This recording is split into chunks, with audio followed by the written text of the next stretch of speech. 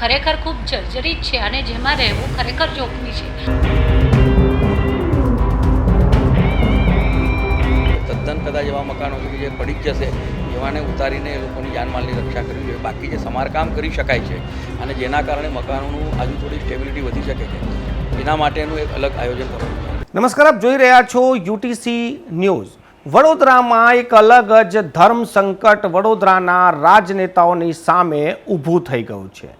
આ ધર્મ સંકટ છે, એક તરફ કાયદો, એક તરફ કાનૂન અને બીજી તરફ માનવતા.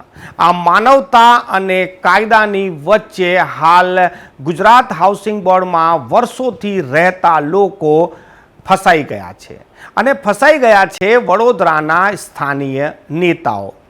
આજે વડોદરા મહાનગરપાલિકામાં મેયરની અધ્યક્ષતામાં અને ગુજરાત હાઉસિંગ બોર્ડના અધિકારીઓની સાથે વડોદરાના સાંસદ અને ધારાસભ્યોએ એક બેઠક કરી. તાત્કાલિકમાં આ બેઠક કેમ કરવી પડી તેની પાછળનું કારણ છે કે થોડા દિવસ પહેલાં ગોરવામાં આવેલા હાઉસિંગ બોર્ડ મકાનો જર્જરિત થઈ ગયા છે, તો તેમને ઉતારી લેવા માટે નોટિસો આપી દેવામાં આવી હતી અને ત્યાંના વીજ કનેક્શન અને ગેસ કનેક્શન લાઈનો પણ કાપી નાખવામાં આવ્યા હતા. ત્યારબાદ આજે અકોટા વિધાનસભા વિસ્તારમાં પણ આવું જ કંઈક નોટિસો જ્યારે ગુજરાત હાઉસિંગ બોર્ડના લોકોને મળી ત્યારે ધારાસભ્ય જાગ્યા અને તાત્કાલિક જ આ બેઠક બોલાવી પડી. ગુજરાત હાઉસિંગ બોર્ડના કહ્યા પ્રમાણે આ મકાનો 40થી 45 વર્ષ જૂના છે, જર્જરિત થઈ ગયા છે, જેથી હવે આ મકાનો રહેવા લાયક નથી ને તેમને ઉતારી લેવામાં આવે. પરંતુ બીજી બાજુ તકલીફ એ છે કે આટલી મોટી સંખ્યામાં જો મકાનોને ઉતારી લેવામાં આવે તો આમની વૈકલ્પિક વ્યવસ્થા શું? આ લોકો ક્યાં જશે? આ લોકોની ફરિયાદના આધારે હવે ધારાસભ્યો અને સાંસદ પણ ચિંતિત છે, જેથી આજે એક બેઠક બોલાવવામાં આવી છે. હવે એક નવો પ્લાન બનાવવામાં આવ્યો છે. હવે કેટેગરી પાડવામાં આવશે A, B ને C અને આ કેટેગરી પાડતા પહેલાં વડોદરા મહાનગરપાલિકાના અધિકારીઓ અને ગુજરાત હાઉસિંગ બોર્ડના અધિકારીઓ જોઈન્ટ સર્વે કરશે અને આમાં કેટલા મકાન બિલકુલ રહેવા લાયક નથી અને કેટલા મકાનો એવા છે જે રિપેરિંગ બાદ રહેવા લાયક બની જશે, આવું અલગ અલગ પાડવામાં આવશે. જે મકાનોને રિપેરિંગ બાદ રહેવા લાયક હોય તો એ મકાનોના રિપેરિંગ ખર્ચ ત્યાં રહેતા નાગરિકો કરશે અને જે મકાનો બિલકુલ જ રહેવા લાયક નહીં હોય તેને તો ઉતારી જ લેવાશે.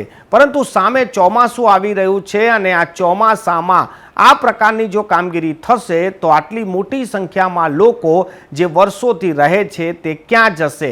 આ સૌથી મોટો સવાલ હવે ઊભો થઈ ગયો છે. એક તરફ કાયદો છે, કાયદા પ્રમાણે એવું કહેવામાં આવે છે કે જે આવાસો રહેવા લાયક ના હોય તો તેને ઉતારી લેવા માટે નોટિસ આપવી પડે, ત્યાંનું વીજ કનેક્શન અને ગેસ કનેક્શન કાપી નાખવામાં આવે.